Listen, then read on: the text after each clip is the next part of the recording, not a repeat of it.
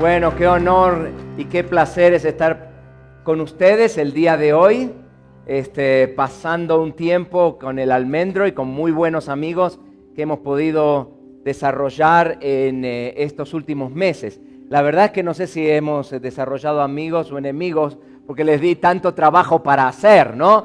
Los pobres han sudado la gota gorda para poder terminar todos los estudios bíblicos y todo el trabajo que tenían que hacer. Pero yo quiero que ustedes sepan que ustedes tienen un grupo en esta iglesia de 9 individuos, 9 personas que están profundamente comprometidos con transformar económicamente la vida de la gente, traer una renovación a su vida personal, espiritual, económica, y están bien comprometidos con llevar la palabra de Dios a las familias mexicanas que viven en esta zona, ¿no es cierto? Y alcanzar a la gente para el Señor Jesús. Ustedes están ubicados en un lugar misionero, en un campo misionero. A veces uno piensa, usted sabe, mi esposa es ya cuarta generación de misioneros y plantadores de iglesias, ¿no?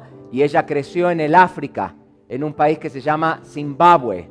Entonces, y yo crecí en Argentina, ¿no? Entonces, yo soy el hijo de una familia de ucranianos que creció en una iglesia de habla rusa, en un barrio italiano, en un país latino, casado con una gringa que creció en el África, ¿no? Mis hijos no saben lo que son, ¿no? Entonces yo les digo, bueno, la ven así blanquita, pero es blanquita por afuera, pero negra por adentro, ¿no? Sí, yo vivo con África todos los días en mi casa, pero uno a veces piensa en el campo misionero y uno piensa en estos misioneros como mi suegro, por ejemplo, que se fue a vivir allí al interior de Zimbabue y empezó a alcanzar a gente entre los Shona, entre la tribu Shona, metidos allí en la frontera cerca de Mozambique, ¿no? Y uno piensa, hay que tomarse un avión para ir al campo misionero y después un barco y después caminar y meterse en un lugar difícil. Ustedes están en uno de los campos misioneros menos alcanzados del mundo. Cuando ustedes hablan de una ciudad como de un área como Santa Fe, ustedes están hablando de una cantidad de cristianos en esta área, gente que ama a Jesús, están comprometidos con Jesús, igualito o menos que Egipto. Quizás Egipto tiene más gente comprometida con Jesús que este barrio donde están ustedes. Y ustedes saben, ¿no es cierto? A veces es difícil encontrar gente que está en el estrato socioeconómico al que a ustedes le toca alcanzar y que estén comprometidos con Jesús, que amen al Señor, están mucho más comprometidos con sus cosas, con el entretenimiento y con salir a pasear y con las cosas que han acumulado en la vida que con las cosas espirituales, ¿no? Y entonces, yo creo que ustedes tienen una misión de Dios. Dios los colocó aquí con un propósito y ustedes deben seguir. Y hoy vamos a hablar de ese propósito en un minutito más. ¿Qué les parece si así donde estamos inclinamos nuestros rostros, cerramos nuestros ojos y le pedimos a Dios que nos guíe en lo que vamos a ver en esta mañana? Padre Celestial, en el día de hoy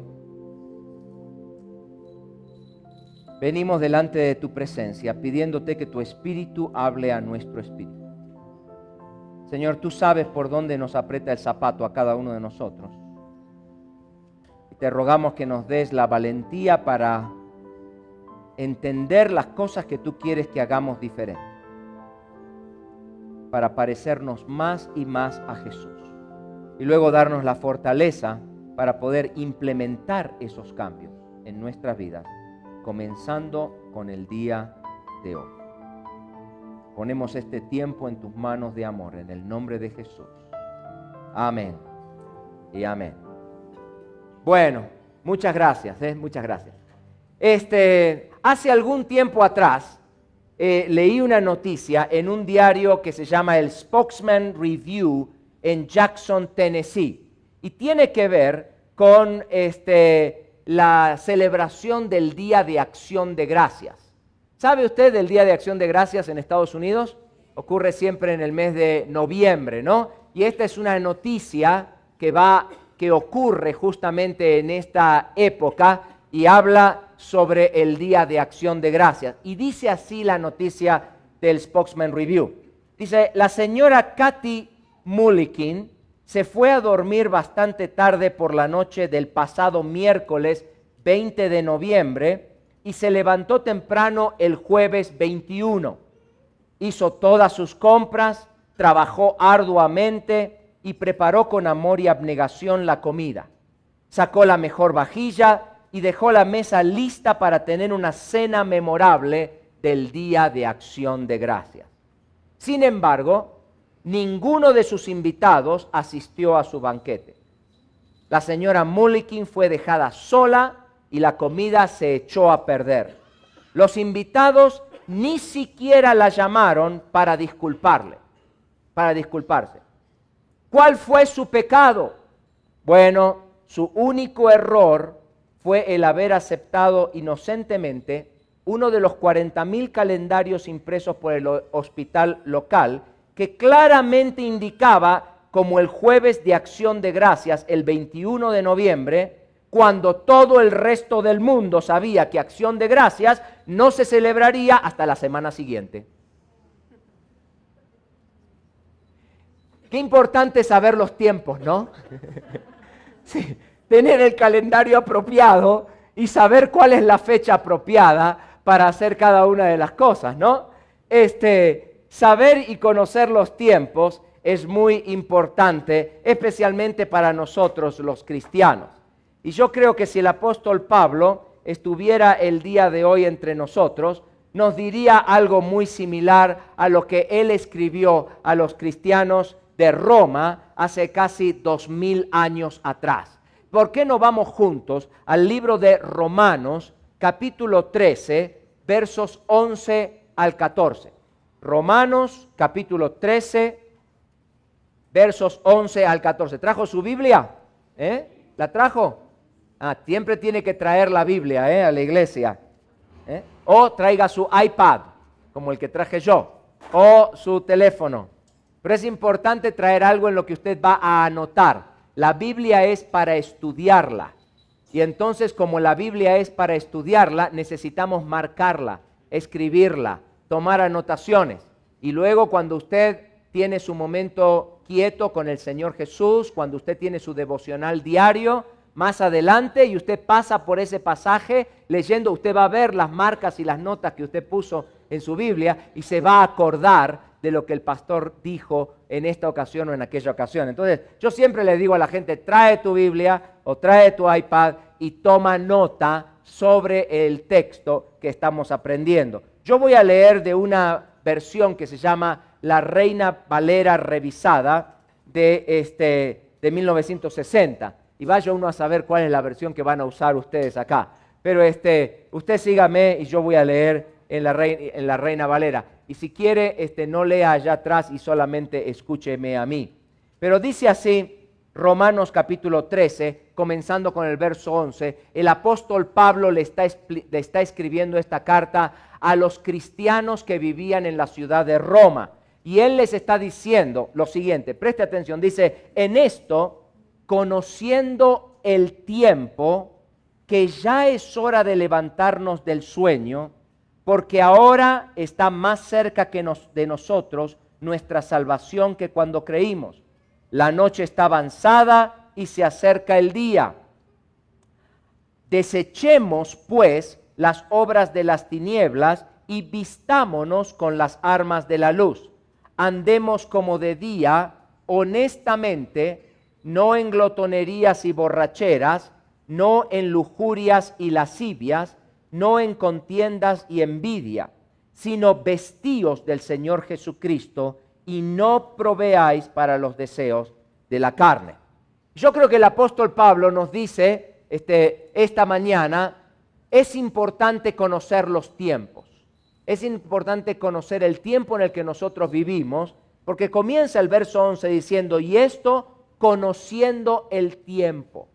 Conocer los tiempos donde nosotros vivimos es muy importante. Por ejemplo, cuando murió el rey Saúl y David tomó el trono de Israel, entonces la gente empezó a venir al centro del país a encontrarse con David para proclamarlo rey. Entre ellos estaba una tribu que se llamaban los hijos de Isaacar. Y la palabra de Dios dice en 1 de Crónicas 12, y este es el número de los principales, luego dice, el verso 32, de los hijos de Isaacar, 200 principales, entendidos en los tiempos, y que sabían lo que Israel debía hacer, cuyo dicho seguían todos sus hermanos. Los hijos de Isaacar eran gente entendida en los tiempos, sabían qué estaba ocurriendo en el mundo, en qué tiempo nosotros estamos, y dice allí que eran muy reconocidos por sus hermanos, y no solamente reconocidos, dice, cuyo dicho seguían todos sus hermanos. Quiere decir que le obedecían, ¿no? En el libro de Eclesiastés, capítulo 3, hay un pasaje muy conocido que dice, todo tiene su tiempo, tiempo de nacer y tiempo de morir, tiempo de plantar y tiempo de arrancar lo plantado, tiempo de destruir y tiempo de edificar, tiempo de llorar y de reír, de esparcir piedras y de juntar piedras, de buscar y de perder, de guardar y desechar, de romper y de coser, tiempo de amar y aborrecer, tiempo de guerra y tiempo de paz. Y si el apóstol Pablo estuviera aquí en Santa Fe el día de hoy, yo creo que él nos diría a nosotros que el día de hoy hay tres tiempos. Tiempo de dormir y tiempo de despertarse. Tiempo de vivir para el mundo y tiempo de vivir para Dios. El apóstol Pablo dice que tenemos tres tiempos en este pasaje que estamos estudiando esta mañana. Número 1 es el tiempo de despertarse. Fíjese el pasaje lo que dice. Dice, y esto conociendo el tiempo que ya es hora de levantarnos del sueño. El apóstol Pablo le dice a la gente de Roma y le dice a ustedes y me dice a mí hoy aquí en Santa Fe, es hora de despertarnos del sueño.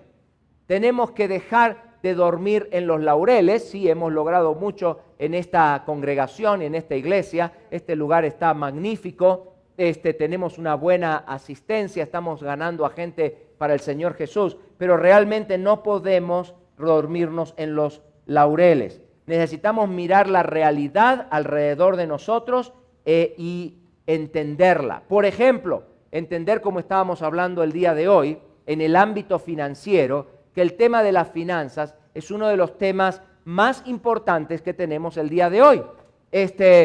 Mi amigo de Enfoque a la Familia, tengo un amigo del alma, se llama Sixto Porras, él es el director general de Enfoque a la Familia para Latinoamérica, hizo un estudio entre todas las parejas latinoamericanas para encontrar las tres causas más importantes de estrés en la pareja latina.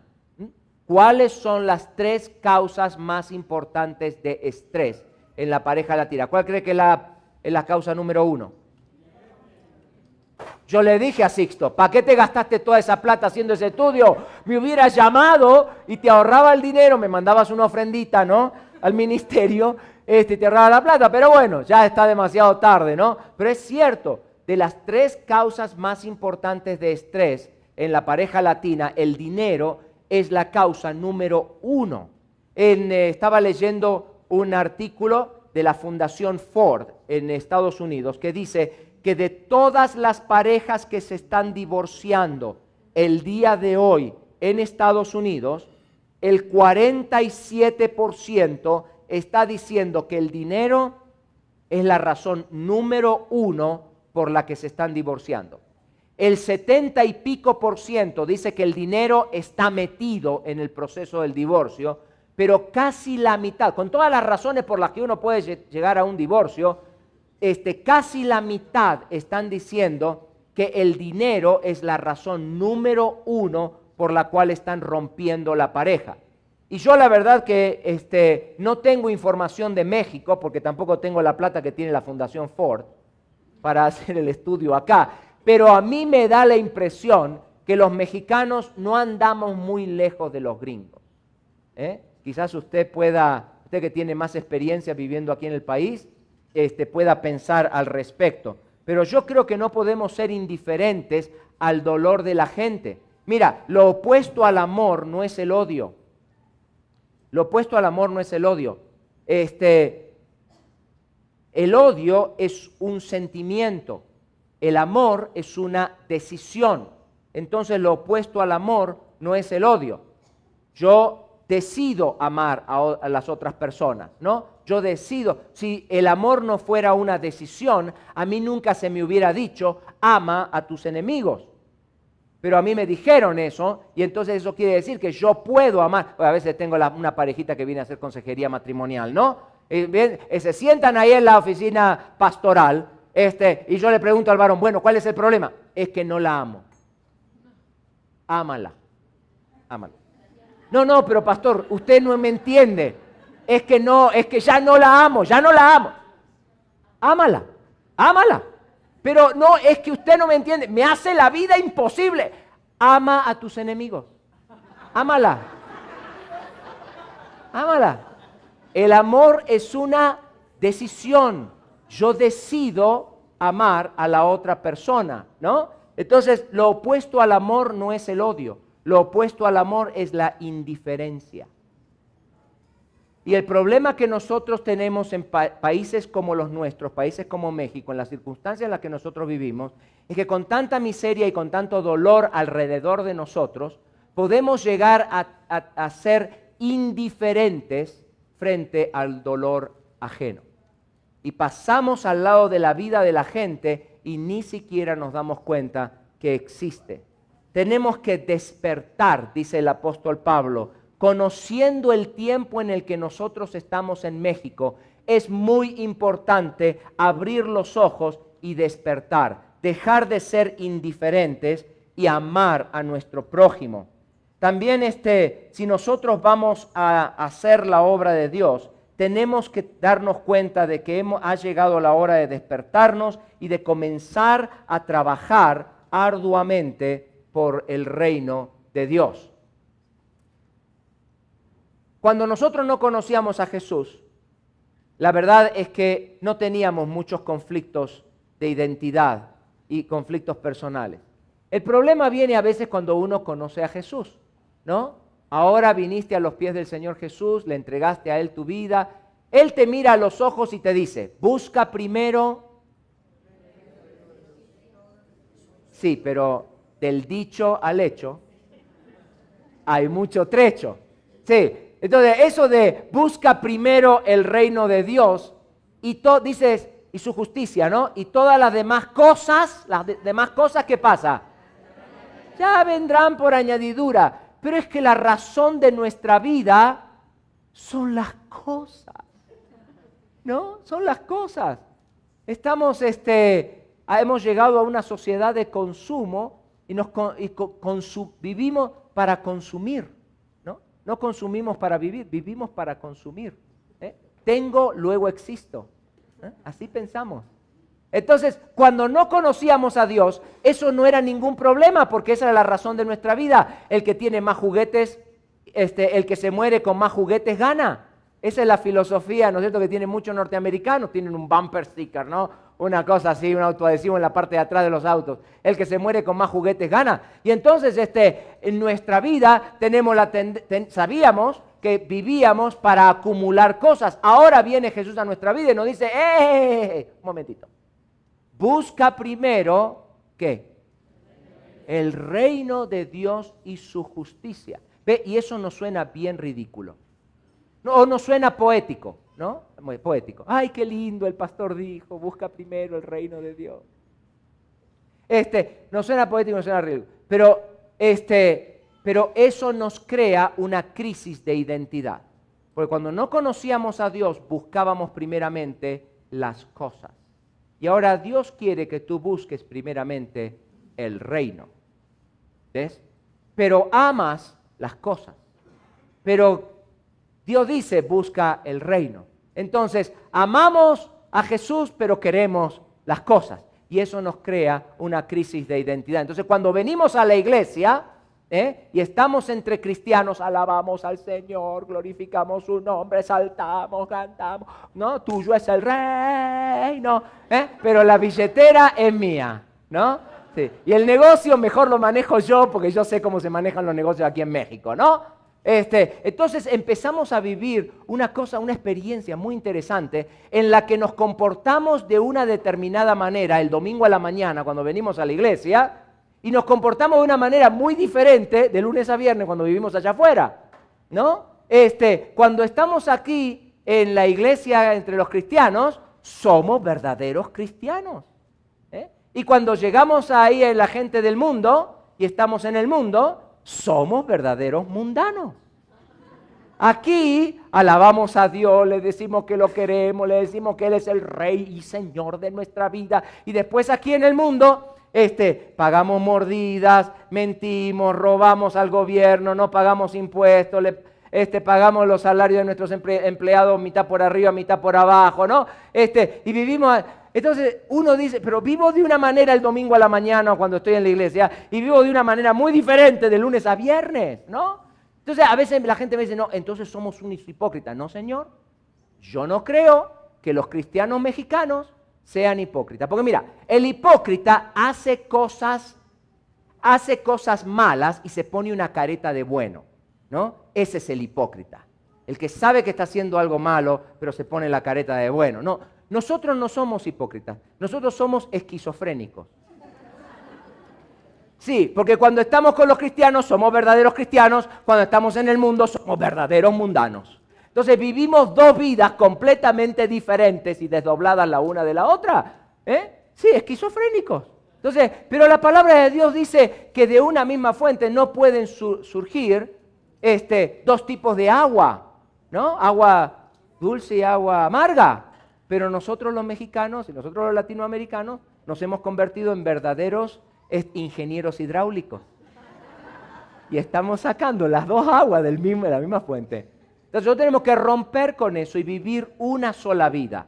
La vida de Cristo en toda nuestra vida, en el 100% de nuestra vida. Es por eso que aprender los principios de la palabra de Dios para manejar los recursos económicos es tan importante, porque yo tengo que llevar al Señor Jesús a toda mi vida. No solamente a mi vida religiosa, espiritual, emocional, de domingo a la mañana. Tengo que llevarlo a toda mi vida. Entonces tenemos que despertar a esta realidad, que estamos viviendo vidas esquizofrénicas, que estamos siendo medios indiferentes con respecto al dolor ajeno, que si queremos ser relevantes vamos a tener que entender en qué tiempo vivimos y entender la comunidad en la que nos ha colocado el Señor, para el propósito que nos colocó el Señor en este barrio. Ustedes aquí alcanzan a gente que los pastores y misioneros normalmente no pueden alcanzar. Tenemos que despertarnos al dolor de la esclavitud financiera, a los actos desesperados de la gente. A veces la gente por presión económica van hacia el suicidio, ¿no? Van hacia la autodestrucción, ministerios bajo presión. Tenemos serios problemas, ¿no es cierto? Tenemos una identidad desdoblada en el mundo y en la iglesia. Entonces tenemos que despertarnos. Pero no solamente dice el apóstol Pablo que tenemos que despertarnos. Él también dice que no solamente es el tiempo de despertarse, también es el tiempo de vestirse. Hay que vestirse. Fíjese usted lo que dice en el verso número 12. Dice, la noche está avanzada y se acerca el día. Desechemos pues las obras de las tinieblas y vistámonos de las armas de la luz. Entonces, dice el apóstol Pablo, ¿no? La noche está avanzada, el Señor Jesús viene. Cuando dice se acerca el día, está diciendo el Señor Jesús viene pronto. Tenemos que hacer dos cosas. Es tiempo de vestirse. Hay que desechar las obras de las tinieblas y vestirse de las obras de la luz. Imagínese usted que yo me venga aquí el día de hoy, esta mañana, y empiece a predicar en pijama. Usted va a empezar a preguntarle al pastor Martuchelli, pastor, ¿a quién invitó a la iglesia, no? Porque el tipo apareció ahí a predicar en pijama. Sí, cuando el día comienza, cuando nosotros nos despertamos, una de las cosas que tenemos que hacer es vestirnos.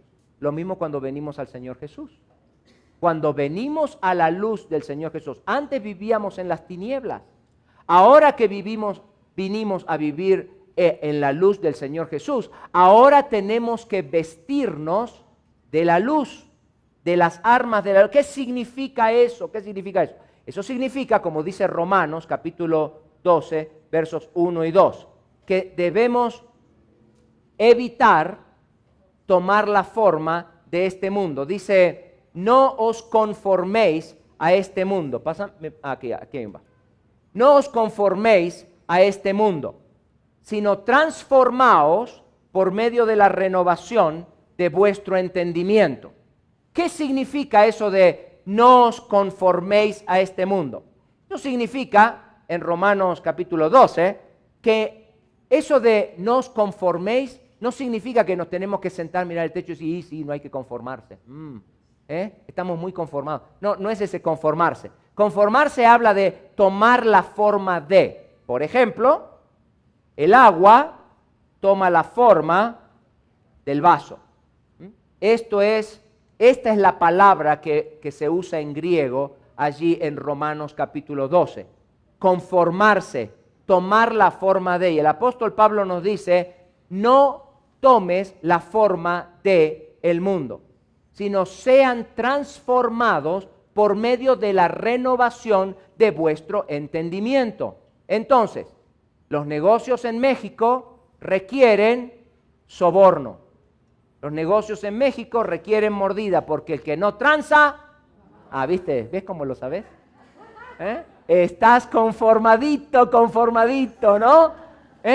A la cultura mexicana.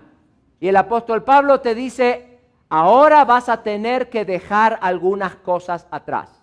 Y vas a tener que dejar de pensar que el que no tranza no avanza. Y vas a tener que confiar en Dios para el éxito en tu vida. Porque Él es el que te da el avance y el éxito en tu vida, y no la tranza. El que no tranza avanza, exactamente. Vas a tener que confiar en Dios, que te da de su gracia, para que 2 más 2 ya no sean 4. Para Dios 2 más 2 puede ser cualquier cosa. Puede ser 5, puede ser 7, puede ser 4, puede ser 5 y medio, puede ser cualquier cosa. Lo que yo siempre digo, ¿no? Un día de gracia valen más que 1000 días de trabajo. Y lo que tú necesitas no es más trabajo, pues ya trabajamos como burro, ¿no? Entonces, más trabajo no es lo que necesitas. Lo que tú necesitas es más gracia. Necesitas más gracia. Y para encontrar la gracia de Dios, tú te tienes que posicionar en un lugar en el que Dios te puede dar de su gracia. Porque la bendición de Dios es condicional a la obediencia. La salvación es incondicional. Si nosotros queremos ir al cielo, vivir con Dios para toda la eternidad, a ver, ¿qué tenemos que hacer? ¿Cuáles son todas las cosas? A ver, ¿dónde está la lista de las cosas que tenemos que hacer para salvarnos? ¿Cuántas obras tenemos que hacer para salvarnos? Ninguna. Aceptar el regalo de la salvación por la fe y por la gracia de Dios, ¿no es cierto? La palabra de Dios dice, porque por gracia sois salvos, por medio de la fe. Y esto no es de vosotros, porque es un don, es un regalo de Dios. No por obras, ¿para qué? Para que nadie se gloríe, ¿no es cierto? Entonces la salvación es gratis. Y es por gracia y es por la fe en el Señor Jesús. Cuando yo pongo la fe en el Señor Jesús, entonces recibo la salvación y la limpieza de mis pecados. Pero la bendición de Dios es condicional y es condicional a la obediencia. Mucha gente sabe ese pasaje de Deuteronomio 28, ¿no es cierto? Donde habla de que ustedes van a ser cabeza y no cola, ustedes van a dar prestado y no pedir prestado. ¿Se acuerda de ese pasaje? Claro, que no se lo acuerda, ¿no? Todo el mundo lo quiere. Pero ese pasaje empieza con un sí condicional grande como este edificio. Dice, si ustedes van a escuchar mi voz y si ustedes me van a obedecer, entonces yo los voy a bendecir. Y después en el verso 14 dice, pero si ustedes van a hacer las cosas como se les canta la gana, porque viven en México, y si Dios hubiera vivido en México, hubiera escrito la Biblia diferente, ¿no? Si ustedes van a manejar su finanzas como ustedes quieren, y van a hacer las cosas de la manera que les parece, entonces ustedes van a hacer cola y no cabeza. Ustedes van a llevar una tarjeta de crédito del Hong Kong Shanghai Bank y no van a invertir en acciones del Hong Kong Shanghai Bank, ¿no? Cuando uno invierte en acciones, uno le presta al HSBC. Y cuando uno pide una tarjeta de crédito, uno pide prestado. Entonces te dice, si vas a manejar tu vida como quieras, como vos quieres, va a tener una cantidad de deudas así en tu tarjeta de crédito, en vez de tener inversiones en esos bancos así de grandes. Entonces, es condicional a la obediencia. Por ejemplo, yo estoy preocupado porque tenemos que terminar. El pastor me dijo, Andrés, predica todo lo que tú quieras, pero nosotros a las 12:30 nos vamos. Tú te seguimos grabando, ningún problema, pero nosotros nos vamos. ¿Podemos quedarnos hasta la 1? ¿Me deja hasta la 1? Ok. Entonces, la bendición es condicional a la obediencia. Suponete que tenemos una parejita, ¿no? Que viene acá al frente, quiere que oremos por su matrimonio y por su familia. Entonces la pareja viene aquí al frente, nosotros nos ponemos de pie, imponemos las manos, oramos por ellos. Señor, te pedimos que bendigas este matrimonio, que abras las puertas de los cielos, que te armes tus bendiciones, toda la cosa. Se caen, se levantan, se caen, se levantan. Toda la cosa, ¿no? Entonces, amén. Y esta noche, el ingrato del esposo se pasa la noche con una mujer que no es su esposa. ¿Vos te crees que Dios va a bendecir ese matrimonio? ¿Cómo que no? ¿Cómo que no? Si oró por ellos el predicador internacional que viene con este viento del sur desde la Argentina. Se cayeron 3 veces. ¿Van a ser bendecidos? No, ¿no es cierto que no? ¿Por qué? Porque la bendición es condicional a la obediencia. Y a ti te parece que tú estás luchando en tu vida financiera y que estás avanzando, pero es como que estás corriendo dentro de una piscina. Y te cuesta tanto avanzar en la vida económica. Y vienes y pides la bendición de Dios y a veces ni sabes ni por qué no estás avanzando tan rápidamente. Y lo que te está pasando es que estás violando principios que ni siquiera conoces. Yo me acuerdo que los primeros que me dieron la bienvenida cuando fui a la ciudad de Chicago, allá en el año 1985. Me mudé a la ciudad de Chicago, los primeros que me dieron la bienvenida fue la policía. Estacioné en un lugar medio, decía, el cartel decía, ¿no? Tow Away Zone. Pero yo no sabía, yo pensaba que era bienvenido a Chicago, qué sé yo, ¿no? No sabía lo que era, no hablaba bien inglés. Estacioné ahí, se llevaba el auto, me dieron una multa, tuve que pagar como $200. Entonces, pero ese día que me llevaron el carro y todo, yo aprendí que a veces uno tiene que pagar las consecuencias de violar leyes que uno ni siquiera conoce, ¿no? Y lo mismo pasa en nuestra vida económica.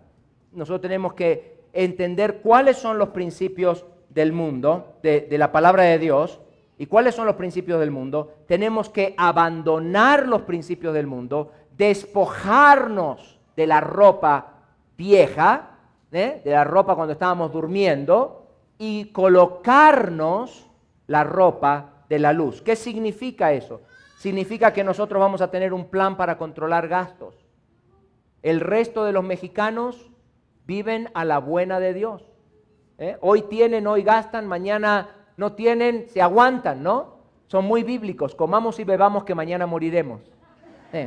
Así es la buena de Dios, ¿no? Pero tenemos que entender de que el orden es la piedra angular de tu éxito económico. Y tú tienes que abrazar el orden en tu vida y tienes que abrazar el orden en tu vida financiera. Tienes que pensar diferente, vas a tener que comportarte diferente. Albert Einstein decía, uno no puede resolver los problemas que uno tiene el día de hoy basado con el mismo tipo de paradigmas que te llevaron a tenerlos en primera instancia. Tú no puedes resolver los problemas que tú tienes pensando de la misma manera que te llevó a... Si continúas haciendo lo mismo, vas a tener, ¿qué? Los mismos resultados, ¿no es cierto? Dice el famoso dicho. Ahora, si Albert Einstein hubiera sido latino, él hubiera dicho, aunque la mona se vista de seda, mona se queda, ¿viste? Pero Einstein era alemán y por eso hablaba raro y extraño y con paradigmas, palabras como esas, no paradigmas y cosas por el estilo. Pero si hubiera sido latino hubiera dicho, bueno, aunque la mona se vista de seda, mona se queda. Así que hay que cambiar a la mona por una bella joven de 18 años y entonces ponerle la seda. Lo mismo en nuestra vida económica. Si tú continúas teniendo la mona y en tu vida económica no tiene nada que ver con tu suegra. No estamos hablando de relaciones familiares. Estamos hablando, sí, estamos hablando, no, es que acá en México los llaman changos, ¿no? A los monos los llaman changos. Bueno, pero estamos hablando, sí, tendría que haber dicho, aunque el chango se vista de seda. El chango se queda. ¿No? ¿Estamos bien? Ok. Nomás quiero estar seguro de que comunicamos efectivamente. Tenemos que cambiar la forma de pensar y de hacer las cosas. Empezar a hacer las cosas diferentes. Tener que tener un plan para controlar. Tenemos que tener paciencia. Los mexicanos compran ahora y pagan después. Los ciudadanos del reino ahorramos ahora y compramos después. Nosotros los ciudadanos del reino nunca, por ninguna circunstancia, en ninguna situación pagamos intereses. Y entonces nosotros tenemos una vida económica muy diferente de los que andan comprando primero y pagando después. Cuando tú te vas a uno de estos lugares, ladrones, ingratos, que tienen cosas para la casa, ¿no? Artículos para el hogar, y tú entras a comprar a pagos, que inclusive algunos de estos lugares se llaman bancos, ¿no? Y no son bancos aquí en México, pero son financieras, ¿no? Entonces, tú te compras el refri y terminas pagándolo 2 veces, cuando lo compras ahora y lo pagas después. Entonces, tú tienes a una parejita de mexicanos, tú tienes una parejita de ciudadanos del reino. Los dos ganan lo mismo, los dos viven uno al lado del otro en el mismo barrio. Estos compran ahora, pagan después. Estos ahorran ahora, compran después. Estos compran el refri y lo pagan 2 veces. Estos compran el refri y lo pagan 1 vez. Estos compran la lavadora y la pagan 2 veces. Esta compran la lavadora y la pagan 1 vez. Estos compran la tele y la pagan 2 veces. Estos compran la tele y la pagan 1 vez. Estos compran el juego de sala y lo pagan 3 veces. Estos compran el juego de sala y lo pagan 1 vez. Después de 10 o 15 años, estos de acá se están preguntando si estos de acá no tienen amigos en Colombia y están exportando café blanco a Estados Unidos. Porque estos ciudadanos del reino tienen el doble o el triple de lo que tienen estos. Y dicen, ¿cómo puede ser? Si ganan lo mismo, viven en el mismo barrio, somos todos iguales. ¿Y cómo puede ser que tengan tanto más? ¿Para quién trabajan? ¿Qué tipo de negocio tienen? Nada. Si tú toda tu vida has estado pagando el doble y el triple por todo lo que tú ganas, y yo he estado pagando las cosas una sola vez, después de 10 años, después de 15 años, hay una gran diferencia. Yo tengo el doble de lo que tienes tú. ¿Se entiende? Claro.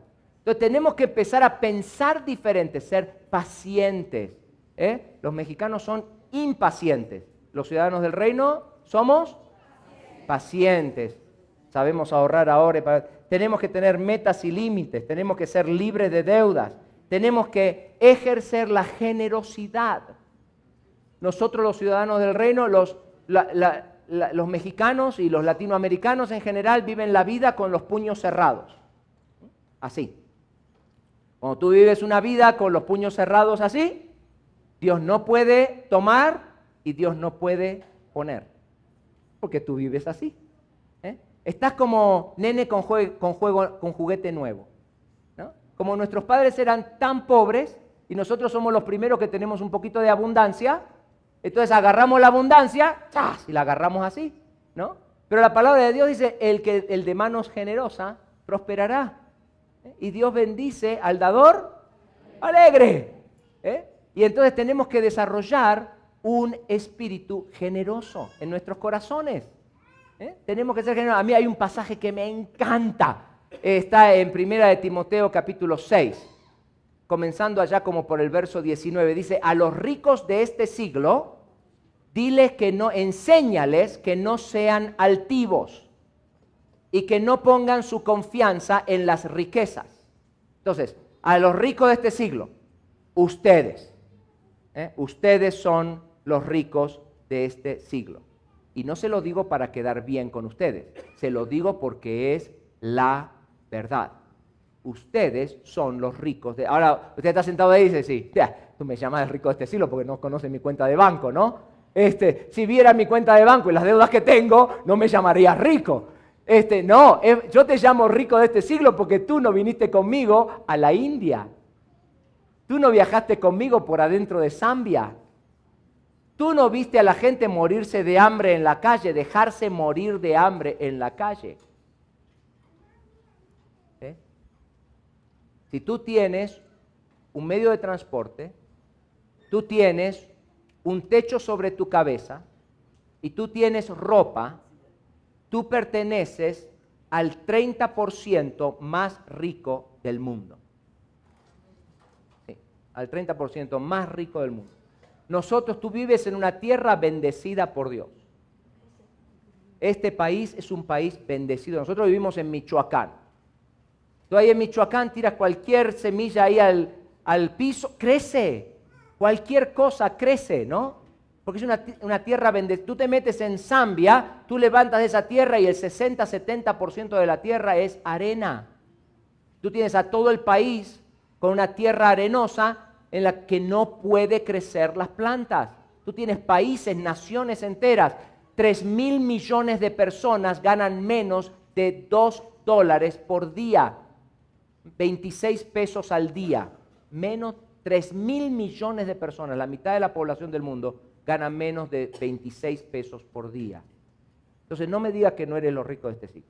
Entonces le dice, el pasaje dice, a los ricos de este siglo enseña que no sean altivos y que no pongan las confianzas en las riquezas, las cuales son pasajeras, sino que, dice, sino que Dios, que nos da todas las cosas para que las disfrutemos, ¿no? Sino que confiemos en Dios que nos da todas las cosas para que las disfrutemos. Y eso me gusta mucho.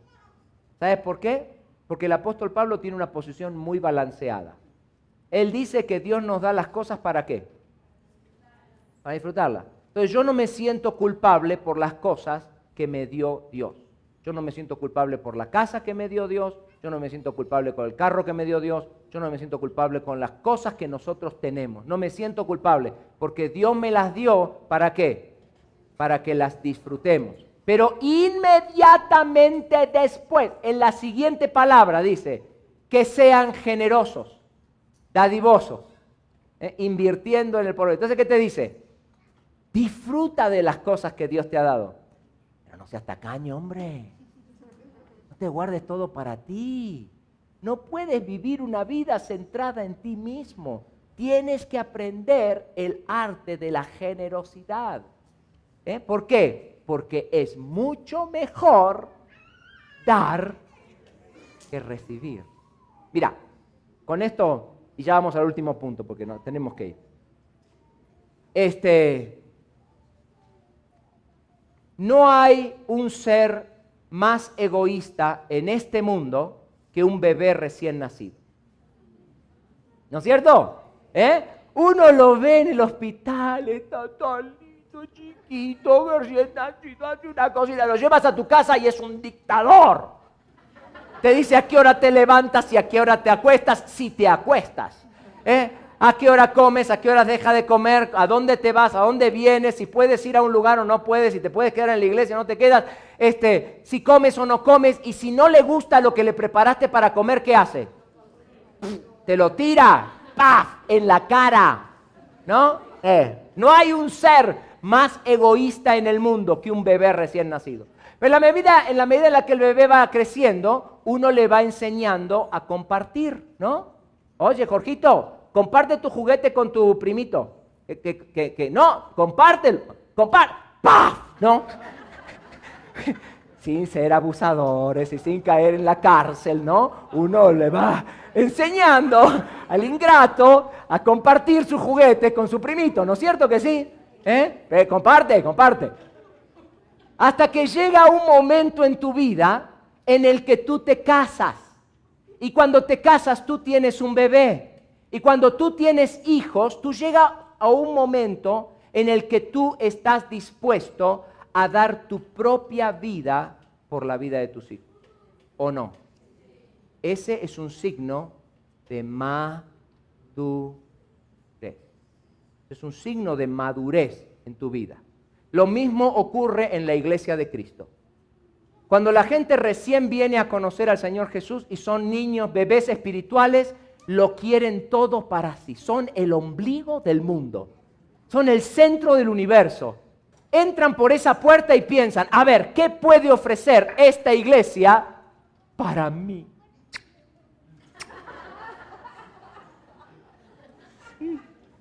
Y el pastor, ¿qué es lo que el pastor va a hacer para mí y para mi familia, ¿no? Porque somos el centro del universo, somos bebés espirituales, ¿no es cierto? Pero en la medida en la que vamos creciendo en Cristo, vamos entendiendo esto de que es mejor dar que recibir. Vamos entendiendo el secreto de la generosidad. Vamos aprendiendo a compartir con los demás. Vamos aprendiendo a separar todos los santos meses, ¿no? De todas nuestras ganancias, una porción para traerla al Señor Jesús porque lo amamos a Él y nos damos cuenta que Él se dio por nosotros primero y ahora nosotros queremos darle a Él porque nosotros lo amamos y lo queremos, no porque Él me va a dar algo o porque Él me va a castigar, ¿no? ¿No es cierto? ¿Me sigue? Y llega un momento en tu vida cristiana en el que llegas a un lugar de madurez, en el que como mi esposa y yo hemos decidido que nosotros estamos dispuestos a dar hasta nuestra propia vida por el Señor Jesús. Y por eso nos hemos ido a vivir a Michoacán. Porque la gente se pregunta, ¿qué andas haciendo en Michoacán? Estamos en Michoacán porque nosotros vamos a obedecer a Cristo hasta la muerte. Pero eso se llega después de un tiempo. Entonces muchos de ustedes, no sé dónde estás en el camino, ¿no? Cada uno de nosotros estamos en un lugar diferente en nuestro crecimiento espiritual, pero debemos aprender a madurar en Cristo y, por ejemplo, aprender a dar y aprender a ser generosos. No a dar una fórmula matemática, sino aprender a ser generosos de corazón. Entonces dijimos, vamos a sacarnos la ropa. Ahora, en el mundo la gente que dice, eso es estúpido, ahí te lavaron el coco, están succionando la plata. Esa es la ropa de las tinieblas. ¿Cuál es la ropa de la luz? Decir, yo amo a Jesús con todo mi corazón y yo voy a ser generoso con Él y con su reino y también con los demás. Muy bien, entonces voy a tener un plan, voy a tener paciencia, voy a tener metas, voy a salirme de las deudas, voy a estar comprometido con mis principios, voy a ser generoso. Ese es el tipo de cosas que Dios quiere que nosotros hagamos, que nos saquemos la ropa de las tinieblas y nos pongamos la ropa de la luz. Entonces, en primer lugar tenemos que despertarnos. En segundo lugar tenemos que vestirnos. Pero eso no es suficiente. Dice el apóstol Pablo que despertarnos y vestirnos no es suficiente. El verso número 13 dice que este es el tiempo de marchar. Dice lo siguiente, el verso número 13. Andemos como de día, honestamente, no en glotonerías, borracheras, lujurias, lascivias, en contiendas y envidias, sino vestidos del Señor Jesucristo y no proveáis para los deseos de la carne. Entonces en el verso número 13 el apóstol Pablo dice, bueno, no solamente es el tiempo de despertarse, no solamente es el tiempo de vestirse con la ropa de la luz, ahora es el tiempo también de andar, de marchar. Es el tiempo de marchar. El pueblo de Israel en Éxodo 14 estaba totalmente rodeado. Por un lado tenía el Mar Rojo, por atrás tenía a los egipcios. Y a mí me encanta este pasaje en Éxodo capítulo 14, porque viene Moisés, ¿no? Delante de Dios, en el medio de la situación, ¿a qué? A orar, ¿no? Entonces se pone a orar y se pone a hablar con el Señor y Dios dice, Jehová le dijo a Moisés, ¿por qué clamas a mí? Di a los hijos de Israel que marchen. Hay una versión que dice, deja de orar y ponte a marchar. Entonces yo creo que en la Biblia nosotros somos un ministerio de oración y creemos en el poder de la oración. Hay un tiempo para orar, pero hay un tiempo para marchar. Y hoy es el tiempo de marchar. Hay que despertarse, hay que vestirse y hay que marchar. Marchar significa que yo tengo que aterrizar estas ideas que yo te compartí esta mañana en la vida real. Yo quiero que tú te preguntes en esta mañana, ¿qué es lo que tengo que hacer diferente? ¿Qué es lo que tengo que hacer diferente? Y te pongas algunas metas y empieces a obrar y a marchar ya mismo. Si no aterrizas esto en la vida real, de nada ha servido el venir aquí a hablarte por una hora.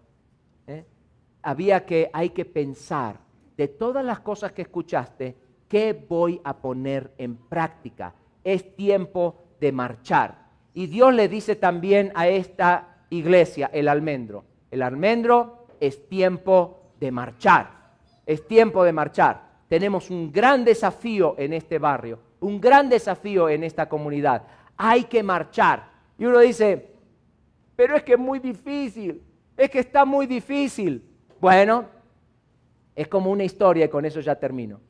Pero es como uno dice, está muy difícil. Es como la historia del hombre que dijo, ay, bueno, voy a comprarme se compró un lugarcito en una placita de estas, una de estas plazas comerciales. Se compró un lugarcito para poner un negocio, ¿no?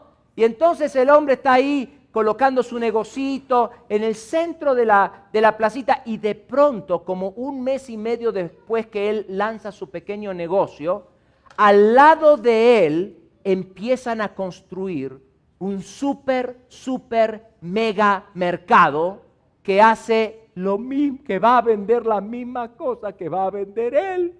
Y entonces él mira todos los días cómo el supermercado lo van construyendo, cómo lo van armando y finalmente llega el día de la inauguración, ¿no? Y acá, el día de la inauguración, salen con un cartel así que dice, grandotote, que dice, los mejores productos. No termina de asombrarse cuando al día siguiente empiezan a llegar máquinas al otro lado del negocito de él y la competencia de estos se está poniendo acá del otro lado y construyen otro super mega mercado para competir con este de acá, igualito que lo que le está viendo aquí, ¿no? Entonces ve cómo va creciendo y cómo lo van a hacer. Y cuando lo terminan, el día de la inauguración salen con un cartelón gigantesco que dice los mejores precios. Entonces es viernes y él dice, ¿qué voy a hacer? ¿No? Aquí los mejores productos, aquí los mejores precios. Y entonces el lunes siguiente, tempranito a la mañana, aparece un cartelón gigantesco, más grande que los cartelones que están al costado. Este dice los mejores productos, este dice los mejores precios y este de acá dice entre aquí. Todo depende cómo lo vea. Muchas gracias.